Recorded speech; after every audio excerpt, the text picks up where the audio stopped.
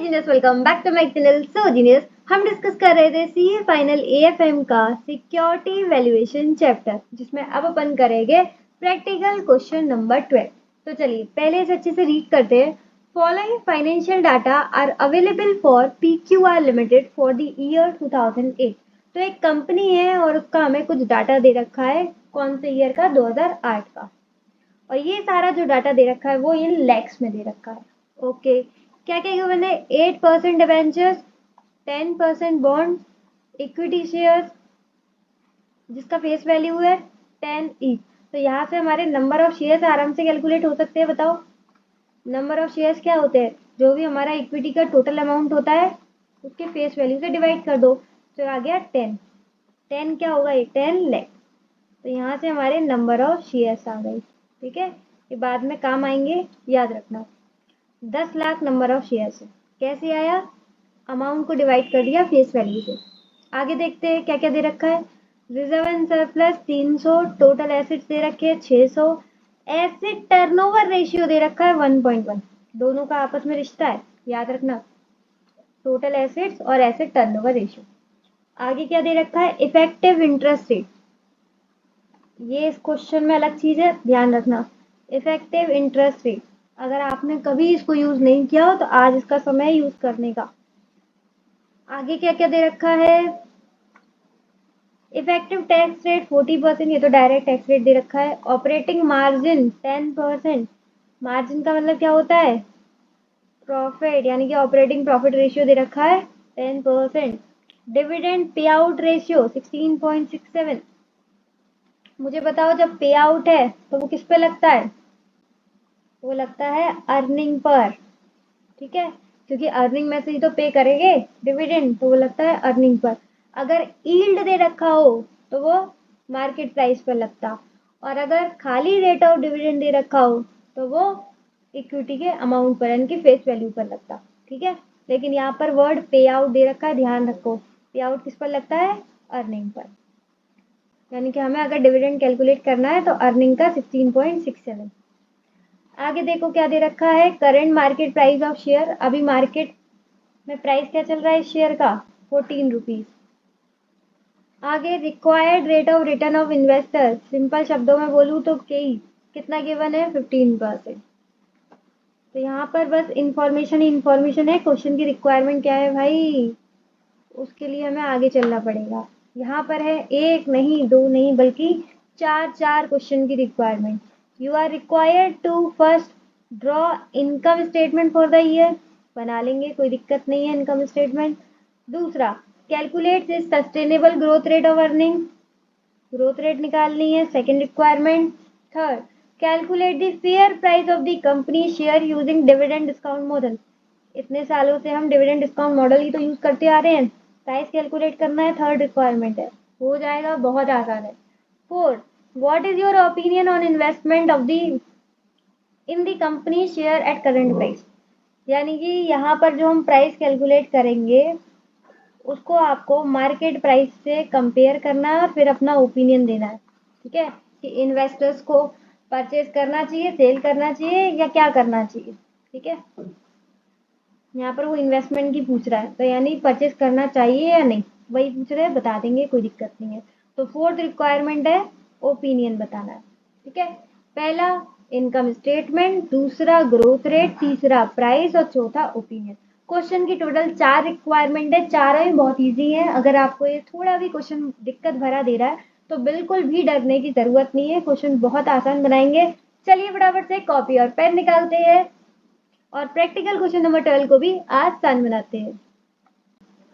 हाँ जी, तो कॉपी पर सबसे पहले लिखेंगे सिक्योरिटी वैल्यूएशन का practical question number 12 solution. Question की पहली रिक्वायरमेंट है इनकम स्टेटमेंट। इनकम स्टेटमेंट का क्या फॉर्मेट होता है? पर्टिकुलर अमाउंट, और यहाँ पर अमाउंट जो है वो लैक्स में आएगा। ठीक है, अब इनकम स्टेटमेंट में अपन को पहले क्या चाहिए होता है? सेल। लेकिन भाई सेल तो दे ही नहीं रखा है, अब कैसे करेंगे? तो याद है आपको क्वेश्चन में एसेट टर्नओवर रेशियो दे रखा है। क्वेश्चन में एसेट टर्नओवर रेशियो दे रखा है। एसेट टर्नओवर रेशियो का फॉर्मूला बताओ। जब भी टर्नओवर वाला होता है तो ऊपर टर्नओवर आता है और नीचे जो दूसरी चीज होती है दैट इज एसेट्स। तो ये फॉर्मूला है एसेट टर्नओवर रेशियो का। ये सारी चीजें पुट करेंगे। एसेट टर्नओवर रेशियो के लिए एक सेकेंड इसे ब्रैकेट से हटा दूं, थोड़ा इजी बन जाएगा। एसेट टर्नओवर रेशियो कितना दे रखा है 1.1। टर्नओवर यही तो सेल होता है, वो अपन को कैलकुलेट करना है। और एसेट्स कितने दे रखे हैं, टोटल एसेट 600। अब ये इधर चला जाएगा और हमारा टर्नओवर यानी कि सेल्स आ जाएगी। कितनी आ गई, 600 को 660 आएगा। यस, कैलकुलेटर यूज करना तो हक है हमारा, चाहे वो 1.1 से इंटू क्यों नहीं करे। ठीक है, तो यहाँ पर हमारी सेल्स कितनी आ गई 660। ओके, कैसे आई वो भी मैंने आपको बता दिया यहाँ पर एसेट टर्नओवर रेशियो का फॉर्मूला यूज करके। नेक्स्ट है हमारा ऑपरेटिंग एक्सपेंसेस। अगेन हमें ऑपरेटिंग एक्सपेंसेस का तो कोई डेटा नहीं दे रखा, लेकिन ऑपरेटिंग मार्जिन दे रखा है। ऑपरेटिंग मार्जिन कितना दे रखा है 10%। ऑपरेटिंग मार्जिन कितना दे रखा है अपन को, एक सेकेंड अलग पेन से लिख, 10%। ऑपरेटिंग मार्जिन बोलो, ऑपरेटिंग प्रॉफिट बोलो या सिंपल ईबीआईटी बोलो, बात एक ही है। कितना दे रखा है 10%।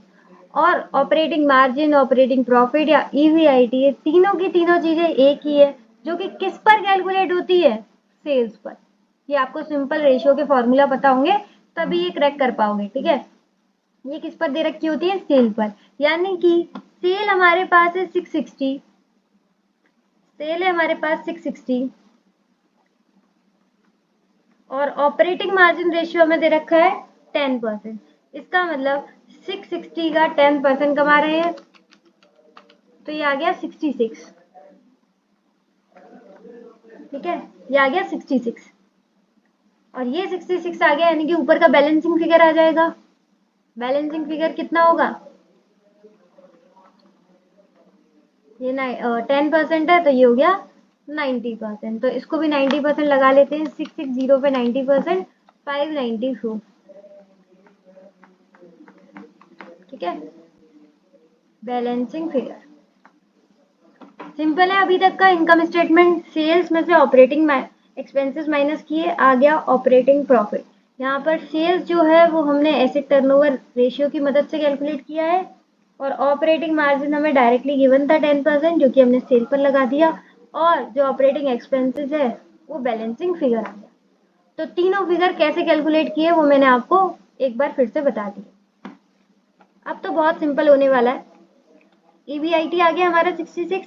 ईबीआईटी के बाद क्या लेते हैं अपन, आय हटा देते हैं। आय का मतलब इंटरेस्ट।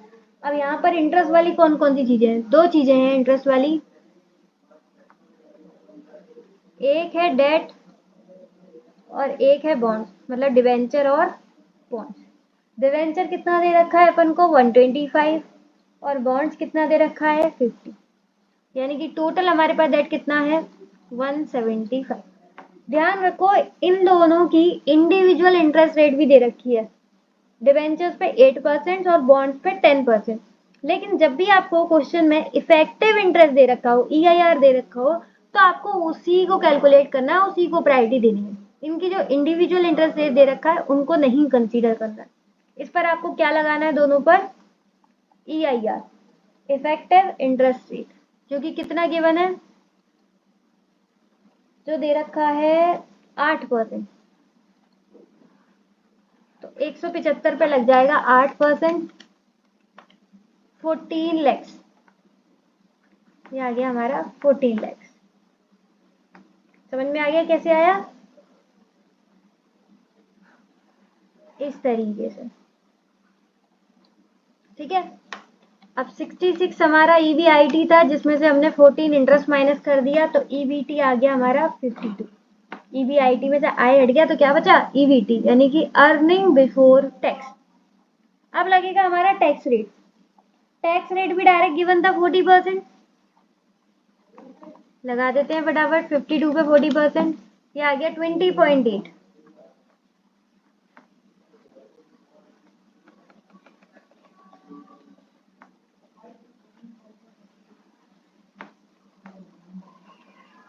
तो 52 हमारा ईबीआईटी है, जिसमें से कि टैक्स हट जाएगा 20.8, ईएटी आ जाएगा हमारा 31.2। तो अर्निंग आफ्टर टैक्स आ गया हमारा 31.2।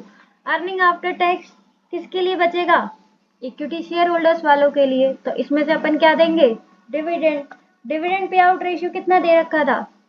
16.67%। और मैंने आपको बताया भी था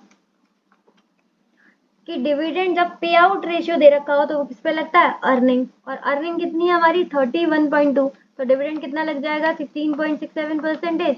ये आ गया 5.2 डिविडेंड। तो 31.2 में से 5.2 डिविडेंड अपन ने बांट दिया है, तो 26 जो बचा वो क्या रह गया है? Retain earning. 26 क्या बचा हमारा? Retain earning. ठीक है। और रिटेन अर्निंग का मैं ऐसे करके परसेंटेज भी लिख सकती हूँ। डिविडेंड और रिटेन अर्निंग दोनों कितने होते हैं? 100%। तो 100 में से 16.67 माइनस कर देंगे, तो रिटेन अर्निंग का परसेंटेज कितना बचा है? 83.32। ठीक है। तो अर्निंग का 16.67 अपन ने बांट दिया है, और अर्निंग का 83.33% अपन ने नहीं बांटा है, यानी कि रिटेन करके रख लिया।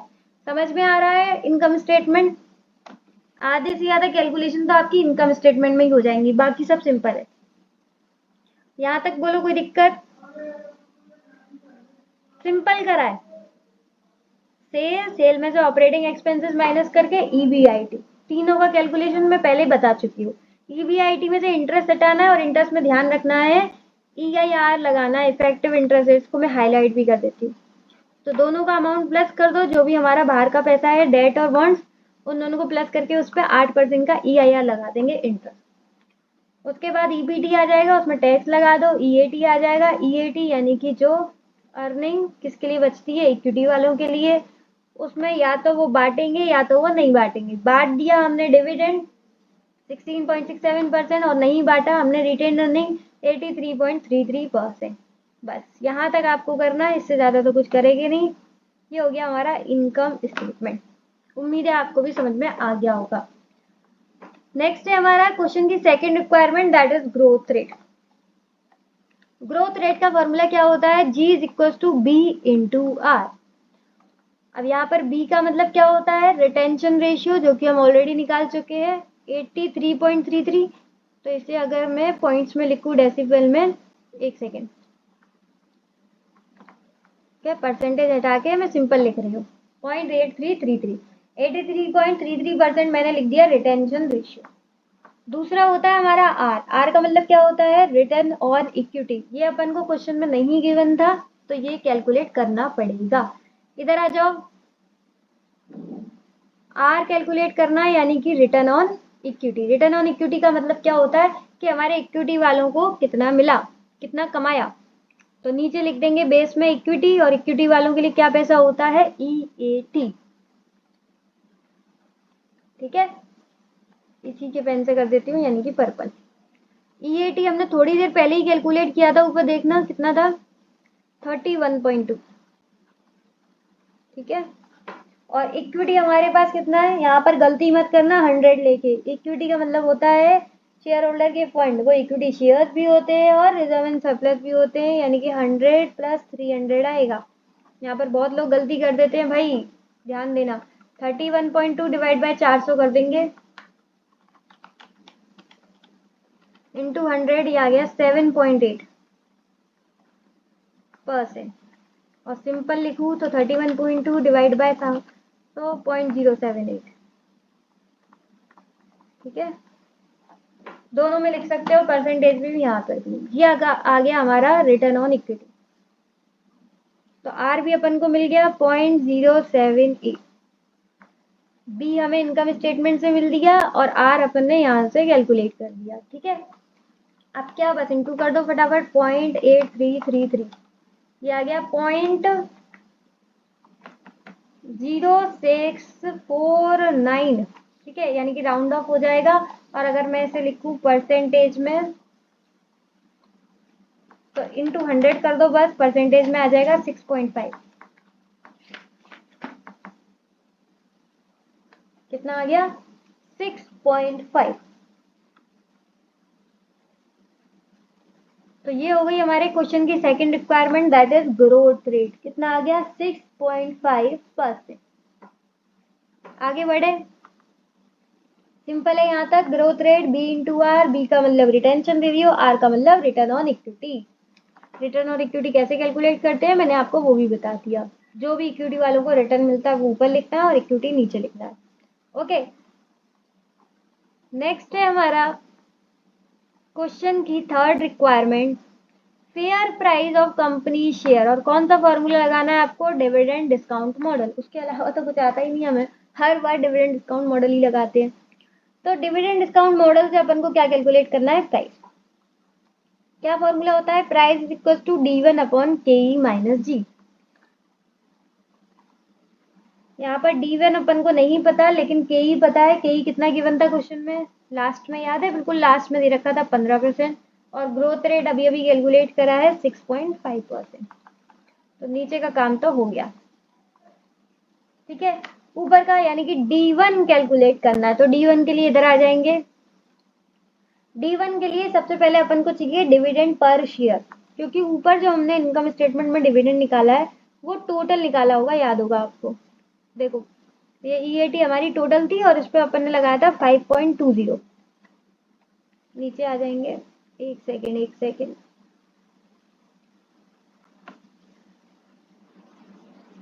एक मिनट बस, कहाँ गायब हो गया भाई? ये रहा। डिविडेंड कितना आया था हमारा? 5.2, लेकिन ये टोटल डिविडेंड था। तो अपन को इसको डिवाइड करना है नंबर ऑफ शेयर से। नंबर ऑफ शेयर्स कितने हैं? 10 लाख। नंबर ऑफ शेयर्स कितने? 10 लाख। याद होगा आपको, मैंने क्वेश्चन पढ़ते समय 10 लाख बताया था। 100 टोटल अमाउंट था, डिवाइड कर दिया था फेस वैल्यू से, तो 100 divide by 10 is equal to 10। तो 5.2 डिवाइड बाई 10 करेंगे तो 0.52 आ गया। 0.52 आ गया हमारा डिविडेंड। और इसको D1 बनाने के लिए इसमें ग्रोथ रेट ऐड करना पड़ेगा। ग्रोथ रेट कितना आया था हमारा? 6.5%। तो 0.52 हमारा क्या आया है? Dividend per share. अब हमें D1 कैलकुलेट करना है तो इसमें ग्रोथ रेट ऐड करना पड़ेगा। तो 0.52 प्लस 6.5% ये आ गया पॉइंट, एक सेकेंड पहले हाईलाइट ही कर लूँ लिखूंगी बाद में। 0.5538। कितना आ गया? 0.5538। और नीचे 15 में से 6.5 माइनस होंगे तो 8.5%। तो 0.5538 डिवाइडेड बाय 8.5% ये आ गया 6.51। 6.515 इस तरीके से आ रहा है। तो आप कैसे भी लिख सकते हो इसे। यहाँ पर हमारे क्वेश्चन की थर्ड रिक्वायरमेंट प्राइस भी कैलकुलेट होकर आ गई है 6.5। ठीक है, तो क्वेश्चन की 3 रिक्वायरमेंट अपन ने कंप्लीट कर ली। इनकम स्टेटमेंट, उसके बाद growth rate D into r, उसके बाद price D1 upon KE minus G। और साथ के साथ मैं आपको ये भी चीजें बताती रहती हूँ कि किस तरीके से कैलकुलेट होगा। ठीक है, ओहो इधर नहीं जाना भाई, अभी एक रिक्वायरमेंट बची है। क्वेश्चन की तरफ कहाँ चले गए? लास्ट हमारे क्वेश्चन की फोर्थ रिक्वायरमेंट ओपिनियन। ओपिनियन में एक अच्छी सी लाइन लिखकर आनी है भाई। सिंस और हेंस वाली मैं हमेशा कहती हूँ एक लाइन जरूर लिख कर करो, सिंस और हेंस वाली। तो उन्होंने बोला था करंट प्राइस से आपको इसको कंपेयर करना है। तो पहले हम लिखेंगे since the current market price of a share is higher. और कितनी है करंट मार्केट प्राइस? याद है क्वेश्चन में गिवन थी 14। एक बार मैं क्वेश्चन देख लूं। मॉड्यूल में क्वेश्चन में मार्केट प्राइस हाँ 14 दे रखी थी और हमारी कितनी कैलकुलेट होकर आई है 6.1, यानी कि साफ साफ पता चल रहा है कि भाई पूरा लिख देती हूँ, रुको 14 ज्यादा है, 6.51 वैल्यू होना चाहिए था 6.51, लेकिन मार्केट में अभी कितना दिख रहा है 14, तो क्या इन्वेस्ट करोगे, होना चाहिए 6, दिख रहा है 14, तो बिल्कुल इन्वेस्ट नहीं करना चाहिए। क्यों? क्योंकि since the current price of the share is higher, hence the share is overvalued, undervalued, overvalued है भाई, मार्केट में ओवर दिख रहा है ये, इसकी वैल्यू असलियत में इतनी है ही नहीं जितना मार्केट में उड़ रहा है ये, hence the share is overvalued। और इन्वेस्टर को भी बता दो भाई, इन्वेस्टर नहीं समझ पाएगा ओवरवैल्यूड अंडरवैल्यूड की भाषा, उसको सीधे सीधे बोल दो the investor should not invest in the company. Should not ही लगा सकते हैं भाई हम तो, बाकी तो उसकी मर्जी है इन्वेस्ट करना है कि नहीं, हम लगाते हैं चाहिए नहीं उसे इन्वेस्ट करना, तो should not he word use करना। ठीक, तो बस इतना ओपिनियन आप 1-2 लाइन में लिख सकते हो, आपको पूरे मार्क्स मिल जाएंगे। क्या लिखना है? सबसे पहली सिंस वाली लाइन लिखनी है, the current price of the share is higher. फिर हेंस वाली लाइन लिखनी है कि ओवर वैल्यूड है अंडर वैल्यूड, अगर ओवर वैल्यूड है तो इन्वेस्टर को should not invest in the company, बस इतना ओपिनियन लिखा है।